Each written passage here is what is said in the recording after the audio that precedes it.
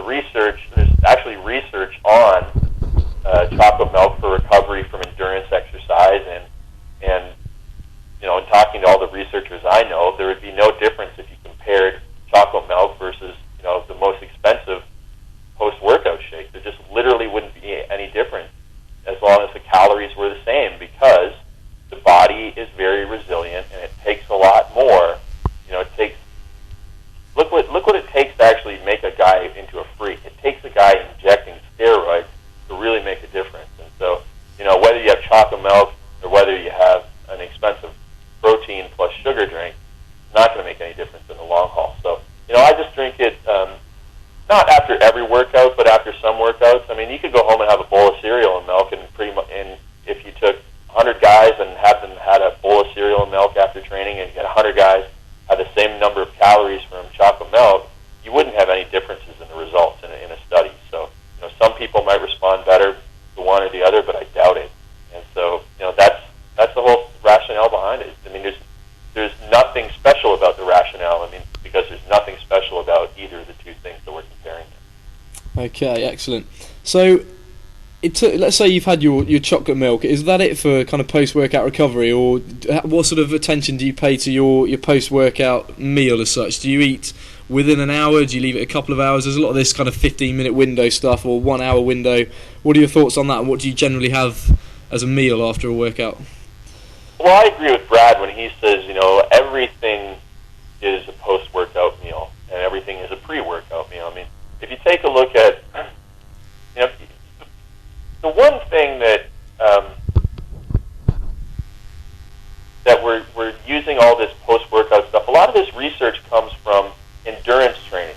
They talk about, you have to have protein and carbohydrates within, 30 minutes because you have to replace your glycogen stores. Well, nobody really who's lifting weights is going to be in any danger of not having enough glycogen in their muscles in the next workout, because even if you just eat a mixed meal diet, in 24 hours your muscles are replenished in their glycogen. So a lot of this recommendations, and one thing that always makes me laugh is when I hear people say, oh, you have to have the right ratio of carbohydrates to protein in your post-workout drink. I mean, no, you don't. I mean, that is from research that is trying to replenish glycogen so that someone can exercise again in 6 hours from now. I mean, that's maybe applicable to somebody who's a professional athlete, who's playing, tournament style, or an amateur athlete who isn't playing in a weekend tournament, or maybe it's, applicable to somebody who's doing back-to-back cycling training workouts. But I mean, it's not applicable to the average person that wants to lose body fat and gain muscle. I mean, all you really need is a small amount of protein and a small amount of carbohydrate after training to get things started. And then from there, you just need to get back on your regular schedule. Because you got to look at it this way. Imagine your muscles as a factory. And, inside the factory, there's a certain number of workers who can work at a certain speed and create a certain number of products. And it doesn't matter how many raw materials you put outside the factory at the dock for people to bring in. The guys inside can only work so fast, and they can only repair muscles so fast. There's only so many enzymes and so much, it doesn't matter how much material you have, you only have enough or as much ability inside your muscles to repair at a certain rate. You can't force that, again, unless you go the steroid route. You can't force that just with adding more nutrients into the diet. You can't force muscle growth with diet. So what we see there is, just get a little bit of carbohydrate protein after workout. So I'll have my chocolate milk, and then, if it's time to eat lunch, if I'm hungry, then I'll eat lunch. But, you don't have to force anything for recovery for the average person. Again, I'm not trying to help anybody get on stage as Mr. Olympia, and that might be a different story. But, what it comes down to is your daily calorie intake and your training, and put those two together, and that's how you get your results. So it seems to me what you're saying is for the average person who's looking to lose body fat, they always seem to be looking for that magic solution, the complex training program. It seems to me that the most effective things are going to be the simplest in terms of training and nutrition and everything else, really. Absolutely. I mean, consistency is the key. Consistency you get from having some type of internal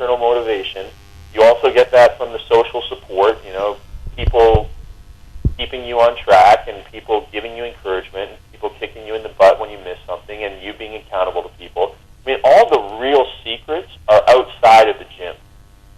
All the real secrets are this mindset stuff, because that's where people aren't getting results, is they're not sticking to the program. Whether it's their diet, they're not sticking to it, because they have too many people offering too many temptations, or they just haven't found the internal motivation, or they haven't found the right diet for their personality. It's not about whether you do, Tabata intervals with a kettlebell or you do dumbbell supersets. That's not the magic. The magic is in the consistency, making sure you do the intensity, and making sure that you have everything in place so you don't cheat on your diet. Okay, excellent. So it's pretty clear, I think, that we both agree that fat loss has got to be a lifestyle choice rather than sort of one particular action. I often find with beginners, though, it can be a bit overwhelming to try and get them to do everything at once. I know Owen Cosgrove has got his hierarchy of fat loss. Have you got your own kind of list of priority actions, or are you kind of all or nothing guy? What are your thoughts on that? I call it baby stepping your way to fat loss, and it simply means every day try and be better than you were tomorrow, or than you were yesterday, pardon me. So, for a beginner, I'll say, let's say you're going to McDonald's for lunch 5 times per week. Well, next week, cut it down to 4 times per week. And, nutrition is the most important thing, so we try and focus on how can we improve the nutrition. If you're only getting 2 servings of fruits and vegetables today, let's try and get you up to 3 servings, tomorrow, and maybe 4 or 5 servings by the end of the week.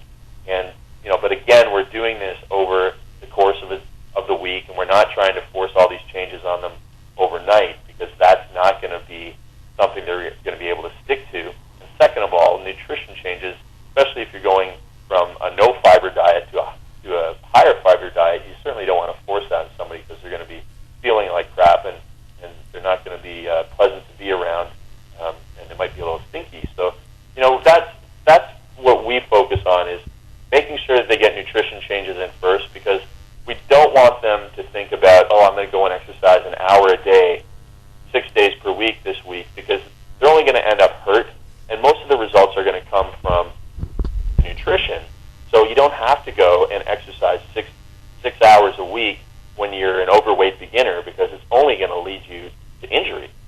So that's the one thing that I focus on there. I mean, it's just general small steps into progress and turning it into the lifestyle. Okay, brilliant. Right, finally, the biggest question of them all, and one which I can't answer myself. I'm hoping you can help me out on this. What's better, peanut butter or almond butter? Well, I mean, I actually like eating peanut butter better than almond butter, but they're both very addictive. and I don't think that anyone's lifespan is going to be altered too much by whether they choose one or the other. And, I certainly... whenever I mention that I eat peanut butter, you always get the odd person who freaks out on you and says, I can't believe you eat peanut butter. It's not even a real nut. I mean, who cares, to be honest with you? Just enjoy it. And hopefully, as you can see from our conversation today, we talked about doing things in a common sense level. So that's how I feel about that. Yes, get the basics right first and stop worrying about too many details, I think. Yeah. Okay, well, that's it from me, Craig, so thanks a lot for your time. Can you tell everyone where they can find out a bit more about you? I know you've got sort of different blogs. What would be the best one to go to? Sure. The best blog with really in-depth articles is going to be ttfatloss.com. I just started that one, and I don't post as regularly on that one, maybe 2 or 3 times per week, but I put a lot more into the research and that, and then more of my daily training and daily nutrition you'll get at turbulencetraining.blogspot.com, and then of course we have all the articles at turbulencetraining.com as well. Okay, right guys, we'll wrap it up there. So thanks a lot to Craig Ballantyne. Hopefully you've got a few more ideas about what you should be focusing on to take your fat loss to a high level. I think the key message we got there is don't make it too complicated, do the basics properly, and you're pretty sure to see some results quite soon.